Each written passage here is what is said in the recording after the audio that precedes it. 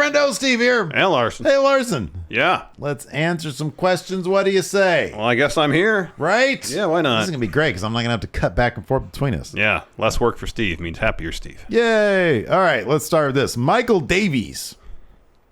If Bray Wyatt to return and build a Ministry of Darkness-like stable to rival Judgment Day, Yeah. who would you like to see him recruit? So I got the Wikipedia for Raw, the Raw roster. The Raw roster. You Raw can also roster. pull from NXT. All right.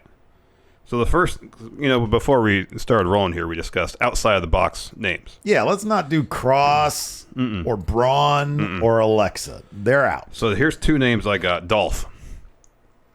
Okay. That's about as outside the box. That is really outside of the box. And then what if they? So I know apparently Triple H is telling Elias to grow his. He's come back as Elias, not Ezekiel. Elias. Yeah, right. Yeah. What if they make like Elias the herald of Bray? Yeah. Oh, that's good. Yeah. And like he can play like the old theme, but just like acoustic type deal. Yeah. Or White Rabbit. Yeah. Okay. I'm gonna go in a different direction and just say Schism. That's a terrible but here's the deal. It's still grizzled young veterans. They're like, oh, we've got an opportunity now to steal Bray Wyatt's identity too. His wallet, yeah. So they're like, man, Bray makes a lot. He's like, did you read Bray Wyatt was making lots of money in WWE? He's like the 5th highest paid wrestler. Soon to have his wallet stolen by Grizzled. Soon to have his entire paycheck direct deposited into our account. Right. Yeah, I don't know. Like, let's just replace who they have with other, like, Cross. Who's like another person who could be a Cross guy? Von Wagner. Braun Breaker. Wow. I'm the dumpster champion. Creed Brothers. Like Veer? Apparently they're putting him back with... Indus shares back, baby. Yeah. Indus chill. What does that mean for Chill Songa? Oh, man. Are you kidding me? More but better. They just need to stay off social media this time. What about Zion Quinn? That's not terrible. Because the thing that he has is his look. He doesn't need to do anything else, just look cool. When he talks, it's terrible. That bit with him and Quincy Elliott on NXT last week. Oh, I missed that. I know. I'm just remembering that we didn't talk about it. Yeah, I missed that. Yeah, he was just telling him once again. What do you think Zion Quinn told Quincy Elliott? That if you look in the dictionary and you look up WWE Superstars, a picture of Zion Quinn. Yeah, basically. He was like, you just do what I do. Yeah. Anyways. Yeah, hopefully we answered that question.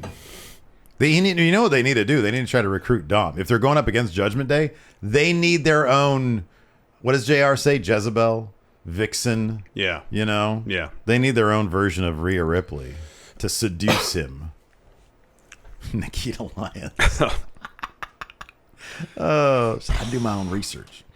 All right, let's move on here. Let's see here. Stinky Bojangles says, what are your guys' thoughts on 90s All Japan and early 2000s Noah Kings of Road style wrestling? Well, he continues. He clarifies. For me, that hard-hitting, strong style of wrestling is incredibly influential to today, and in my opinion, one of the greatest eras of pro wrestling of all time. So yeah, go ahead. There's a series on YouTube called Walking the King's Road that I've watched a couple episodes on, and they vary from about 10 to 25 minutes.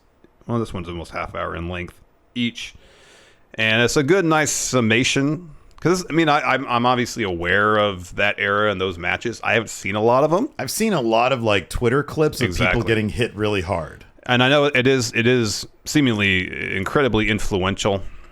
It's hard to watch some of those matches now and not think about, especially with Misawa, the damage that his body incurred because of that style of wrestling. Yeah. So, to a degree, it's an impressive feat to wrestle long matches of that level of physicality. At the same time, it's also kind of hard to watch because you realize, especially in Misawa's case, his body took a steep toll wrestling that way. So yeah, like when you actually read about what eventually, it's horrifying what he went through and what he was feeling leading up to that. Yep. No, I agree with you, man. I think if there's a way that you can look, I've always been a fan of the type of wrestling that makes it seem like it is a real fight. I appreciate that. I appreciate totally. comedy wrestling. I appreciate what the Young Bucks do, where it's a bunch of really cool moves. I like it all. But I do absolutely appreciate if two guys are going to try to make this look like a real fight. It's why I'm a big fan of Roderick Strong, of wrestlers like that, who it's like, man, these guys really make it look real. If you can do that without ending up like Misawa. Yeah. Like if you look like a lot of Kenta stuff. Yeah. Like, it's like, man, this dude was hard hitting. Yeah. Suzuki. Yeah. I mean, if you could do that kind of stuff and not end up like Misawa, then cool. And I think there's a way you can do that. Just don't drop people on their heads. Yeah. Luis Ariza, with the turnout of Clash, will WB host a Big Four in the UK anytime soon? I wonder if they'll do something rather than, say, have a WrestleMania or a SummerSlam, just make Clash at the Castle an annual event. Where big things happen. Yeah, where huge things happen. That wouldn't surprise me. I don't think there's a need to do a Big Four there if you're going to do that. And I think that would, satisfy the crowd. It's just you do need to make it a big special deal. Yeah. Because that crowd was off the hook. It was a great crowd. It was a fantastic crowd. Deep Voice Dude, based on what we know so far, what match should main event Extreme Rules? So we've got Drew versus Cross. Liv versus Ronda. I mean, one of those two. I mean, the Liv versus Ronda's for the SmackDown Women's title. Yeah. Bayley versus Bianca's probably a bigger deal. Yeah. I would have that main event. Yeah. And if they want to make Cross seem like a huge deal, then if he made main events against Fight Pit is and then Fight Pit's going to be there. Yeah. I still think Bayley Bianca. Yeah. I think that's if they're going to do that straight up with a clean finish. I think that's what you do. Mike Goody says, going to my first TV taping tonight in Edmonton, hoping to see Bray Wyatt return tonight. What is the coolest return debut you've seen live? Probably the Hardys at Mania 33. That was the loudest reception. We were there at the Raw where the Revival got called up, and that was awesome. Yeah.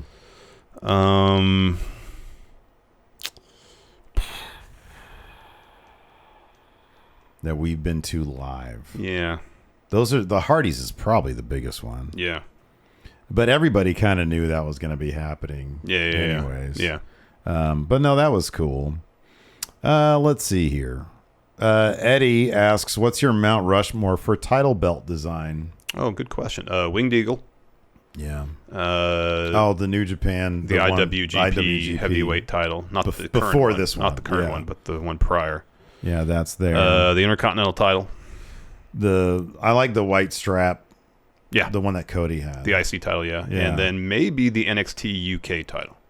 That's a beautiful one. That's a really good looking belt. Those are good ones. Oh, you know what I'd actually put up there? Yeah, I would take that. For me personally, I'd take that last one out. I would put Naomi's the LED belt. One. That was spectacular. That was beautiful. Daniel Bryan's Planet Champion. That was fantastic was too. Beautiful. Love that it was like a work of art. It really was. Big Bopper. Oh, and Big Red. Yes. It's going to look even better on the back of my desk behind me. Says, we got a battle of leadership, you and I, Steve. The only way to decide the winner fairly is for each of you to start a wrestling-themed pizza place. Okay. The winner has the best combination of the following. Name of the place. Name of your pizza place. A signature pizza must have at least one ingredient you don't normally find in a pizza. Wow, this is a lot. There's a lot going on here. So, name of the place and your signature pizza. Let's say that. That has an unusual ingredient. This is such a fucking on-the-spot question. Clever name of a pizza joint. Oh, okay, I got mine. Okay, go ahead. Pile Driver, but you spell pie like pizza pie. Okay, you win. That's good. I like that. That's good. That's good. Can't come up with anything better than that. Yeah. Let's see here. Isaac B says, do you guys think if Stephanie McMahon wasn't put into the CEO role alongside Nick Khan, would Nick, along with whoever wanted Triple H, or would they have stuck in with Vince boys like... Oh, so if it was just Nick Khan, would we have the Triple H era? It's really hard to say. Yeah, I mean, it's tough to speculate. Wow, that's a good name. Mel Nurse says NX Cheese. Oh, that's good. That's good. Yeah. Nick Gage's Pizza. That's good. There you go. Yeah, no. Come on, you guys can come up with better names than these. What rhymes with pizza? Not much. Yeah. Mayor Planet Houston here asks, can CM Punk repair his legacy, and how would he go about doing so? Does he have to return to AEW or even WWE to try to make up for what he did, or is there no going back? So, here's what I would do. Papa John. Or a big pepperoni. You know what? If I had said Papa John, I would have won. Yeah, probably. Papa John. John. Okay. Big Papa-roni. That's good too. No, but Papa John. That's the really one. good. There's a reckoning coming. There's a Papa John. Papa John. Here's what CM Punk needs to do. Go to the last place that'll take him, which is New Japan. I would be shocked if he'd fuck around in New Japan. They like those dudes mean business. Yeah. They're not going to sit up there and say this guy's the plus delta. No. When he's got to deal with upper management in New Japan, he ain't going to act like a little brat. And I think if he goes there, they'll probably give him a lot of money. He goes to New Japan. He behaves himself. He's learned a lesson from Muffin Mania. And then maybe if he conducts himself good there, then AEW can bring him back and go on his apology tour. You know, maybe it's a situation where the wrestling world, to a degree, has passed Punk by. You know, maybe this is a sign that it's time to hang him up. The industry has moved on from what he is used to it being, and maybe it's time for him to just like, all right, maybe this world isn't for me anymore, and maybe he'll go back and try the UFC again. Yeah, that's the world for him. Imagine if he picks up a win in the Octagon. Oh God, he'd be insufferable. I know, but talk about a redemption tour. Like, I don't know what's likely to happen. Like him picking up a win in the fucking UFC, or no, that's never gonna happen. Or you and me signing a developmental deal with WWE. Oh, it's more likely we signed a developmental deal. I think you're probably right. Yeah. I think you're right. Gosh darn. Yeah, I like you just completely pissed all over the idea of CM Punk doing anything in wrestling again. I love it. Let's see here. Marvell, what title should AEW let Orange Cassidy win? I say they should have had him and Best Friends be Trios champ. It wouldn't have disrespected the legacy. Yeah, no, I think that they should have him and the Best Friends win the Trios champ. I think that's a good idea. They need to win something, man. They just they there. should. I know Orange is crazy over. I mean, fans love him. So, I mean, it just seemed like a matter of time. At some juncture, he's going to win the title. Kevin Dodson asked, how would you have booked House of Black? I mean, I won't get into particulars, but I would have done everything the opposite of what more or less, yeah. After Malachi destroyed Cody in 30 seconds. Yeah. At the very least, you put the TNT title on him. Imagine rather than going through the whole Sammy, Cody business, they put the TNT title on. Yeah. On Malachi. Yeah. Have him be the one that beats Miro. Mm-hmm. Yeah. I mean, that'd been incredible. Mm-hmm. And that's even before he forms House of Black. And then after that moment, he gets stronger yet. Yeah, right. And then I know, like part of the story with Death Triangle was prolonged because of travel and injuries and all that kind of stuff, and so they had to feud with Fuego forever. But I mean, they didn't have to; they just did. Mm-hmm. Yeah, I mean, they could have been a dominant force in AEW. They were never booked that way. Yeah, no, I agree. You just have them feud with top level guys. That's it. That's all you do. And have them pick up wins. Yeah, and have them win. Rick Gasly, what do you think Brian Cage is doing right now? So he was at the Golden Ticket thing. Mm-hmm. He looked fresh. He had like a fresh mohawk. He had new gear. The chops, the new purple gear. He's part of the embassy in Ring of Honor. Mm-hmm. So E-Fed is one idea. Yeah, E-Fed. I just say kayfabe the results. I mean, we're not the two ideas are not that far apart, Steve. They're basically the same thing. I mean, simming the results. If they're going to sim the results in an E-Fed, no, you wouldn't sim them. You'd actually kind of do the match, or you could sim most of the match, and then for the finish, do it how you want. This is what I do for WCW. I just because it's an E-Fed, as you know. It's not a real thing. If you want someone to win, you have power down the other yeah, guy. Yeah. Exactly, yeah. And yet I still do channel point betting on it. Yeah, I know. Well, do you take part in the channel point betting? What do you think? Yeah, cheater. Man. What a dummy question that is. Well, I just want the evidence out there here so everybody knows. Oh, nobody's paying attention to this. Let's see here. Finally. Oh, this is good.